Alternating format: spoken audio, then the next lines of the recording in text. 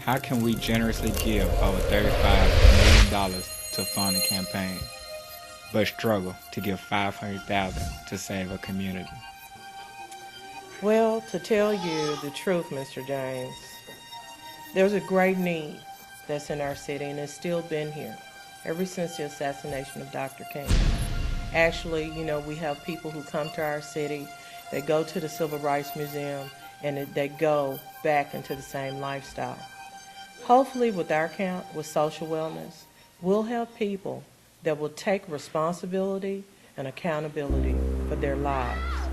How can we come up with over $57 million to fund a school, but stop far short of $500,000 to record history that will last a lifetime? Why is there still so much black-on-black crime, self-hatred? Where is this mindset of systemic slavery and self-abuse coming from? And then I had to start my research and my journey. And that journey came from a long line of looking at the way our people think, Tennessee and Memphis, and then the Civil Rights Movement. Actually, with the assassination of Dr. King, it seems as though Memphis was paralyzed.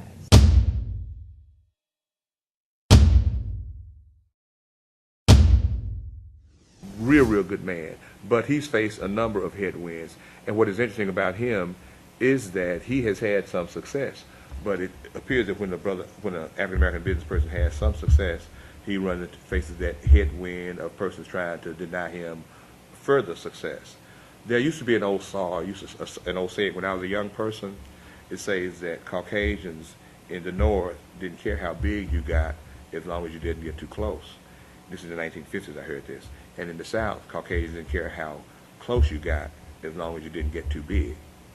Now, it appears that Michael Eskridge and a couple of other brothers who are in contractors have gotten big enough to where it makes some other people who don't look like us uneasy, and they will do things to make sure that he doesn't get any bigger.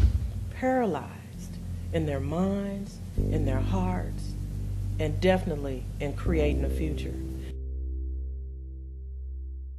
What we're fixing to do is not just raise money so that we can attach our name to just another project that's good for the community.